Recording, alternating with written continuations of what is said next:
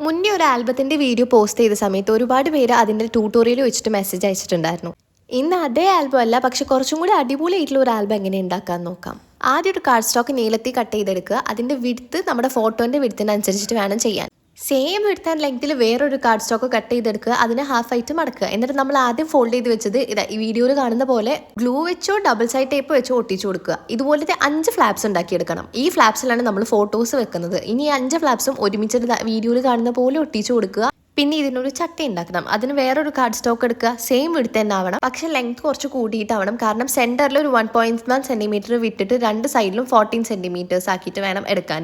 എന്നിട്ട് ആ സെന്ററിൽ മാർക്ക് ചെയ്ത 1.1 സെന്റിമീറ്ററിന്റെ ഭാഗം നന്നായിട്ടൊന്ന് മടക്കി ഫോൾഡ് ചെയ്തിട്ട് അതിലോട്ട് നമ്മൾ ഉണ്ടാക്കി വെച്ച ആൽബം ഒന്ന് അറ്റാച്ച് ചെയ്ത് കൊടുക്കുക.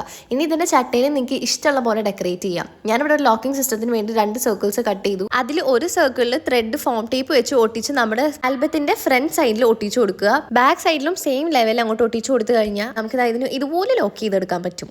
ഇനി നിങ്ങൾക്ക് ഇതിന് ഇഷ്ടമുള്ള പോലെ ഡെക്കറേറ്റ് ചെയ്ത് കൊടുത്ത് ഉള്ളിൽ ഫോട്ടോസ് ഒക്കെ ഒട്ടിച്ചു കഴിഞ്ഞാൽ ഒരു അടിപൊളി വെറൈറ്റി ആൽബം അവിടെ റെഡിയായി. പ്രൈസും ഡീറ്റെയിൽസ് പറയണമെങ്കിൽ മെസ്സേജ് അയക്കുക.